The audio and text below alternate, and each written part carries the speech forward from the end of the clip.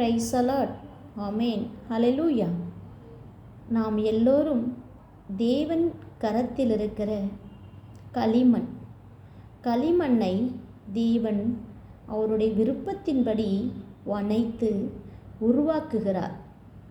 அவர் உருவாக்குதலின் கீழ் நாம் இருக்கும்போது ஒருபோதும் வெட்கப்பட்டு போவதில்லை.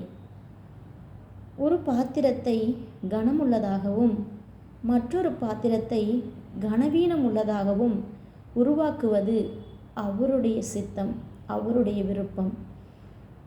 நாம் அவருடைய விருப்பத்திற்கும் அவருடைய சித்தத்திற்கும் நம்மை நாம் விட்டு கொடுக்கும்போது அவர் கரத்தின் கிரியைகளை அவர் நடத்த வல்லவராயிருக்கிறார். அவருக்கு நாம் கீழ்ப்படியும் போது அவர் சித்தத்தை மாத்திரம் நம்மளில் செய்ய அவர் விருப்பமுள்ள தேவனாயிருக்கிறார். இந்த களிமண்ணை எத்தனை முறை வேணாலும் அவர் உடைத்து வனைத்து அழகாக நேர்த்தியாய் செய்ய அவருக்கு அதிகாரம் உண்டு. ஏனென்றால் நாம் எல்லோரும் அவரால் படைக்கப்பட்டவர்கள். அவருடைய கையில் இருக்கிற களிமண்ணாய் இருக்கிறபடினாலே நாம் அவரால் அழகாய் நேர்த்தியாய் உருவாக்கப்பட வேண்டியதாக இருக்கிறது. அவர் நம்மளை உருவாக்கவிட்டால் யார் நம்மை உருவாக்குவா?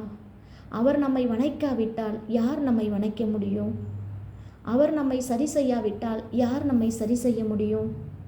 யாராலும் முடியாது. நாம் களிமண்ணு தான் என்பதை ஒத்துக்கொண்டு கர்த்தரிடத்தில் நாம் மனம் திரும்பும்போது அவர் நம்மை அழகாக உருவாக்கி அவர் நம்மை நிலைநிறுத்த வல்லவராயிருக்கிறார். ஆதியாகமத்தில் நாம் பார்க்கும்போது மனிதனை கர்த்தர் மண்ணினாலே உண்டாக்குகிறார். நமக்கு நாசிலே ஜீவ சுவாசத்தை ஊதுகிறார். அவர் மாத்திரம் நமக்கு ஜீவ சுவாசத்தை கொடுக்காவிட்டால் நாம் இன்றைக்கு ஜீவித்து கொண்டிருக்க மாட்டோம். நம்மில் இருக்கிற ஜீவன் கிறிஸ்துவின் ஜீவன். கிறிஸ்துவை நாம் ஜீவனாய் பெற்றிருக்கிறோம். நமக்காக தன் சொந்த ஜீவனை கொடுத்த தேவனை நாம் இன்னும் அதிகமாக ஆராதிப்போம். இன்னும் அதிகமாய் அவருடைய நாமத்தை நோக்கி கூப்பிடுவோம். இன்னும் அதிகமாய் அவருக்கு நாம் பணிந்தடங்குவோம். ஆமேன்.